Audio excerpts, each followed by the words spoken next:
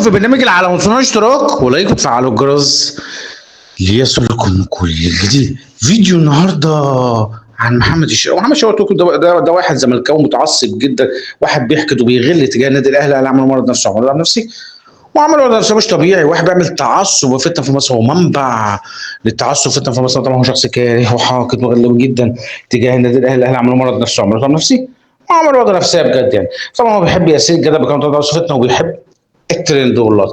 طبعا محمد الشرقاوي طبعا كان بشع، النادي كان غير محترم، النادي كان وبينم عن التعصب فتنه في مصر. طبعا بيقول كان كله كذب، وافترض ان النادي حاجات اصلا مش موجوده على ارض الواقع، بحاجات اصلا من وحي خياله. فواضح الاهلي عامل مرض نفسي وعمل مرض نفسي وعمل عقده نفسيه بجد يعني. طبعا محمد الشرقاوي طبعا هو بيت وش بتاعه، ما عندوش شخصيه اصلا، ما عندوش مبدا في حياته، كلاس امنيه فوق مدرسه وكده، انه بيكره وبيغل وبيحقد.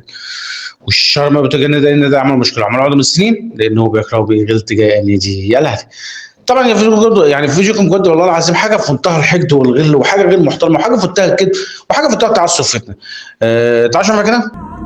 هديه من التحكيم للنادي الاهلي، 3 نقاط هديه، لان سموحه كان يستحق ركله جزاء في الشوط الاول ما اتحسبتش.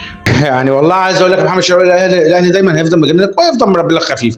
محمد الشرقاوي طلع بيقول بيكذب بقى، يعني طلع بقى يكذب طبعا، والنفاق والتدليس والحقد تجاه النادي الاهلي. طلع بيقول لك ومنتهى التعصب والفتنه. طلع بيقول ان التحكيم جامل الاهلي في مباراه الاهلي وسموحه.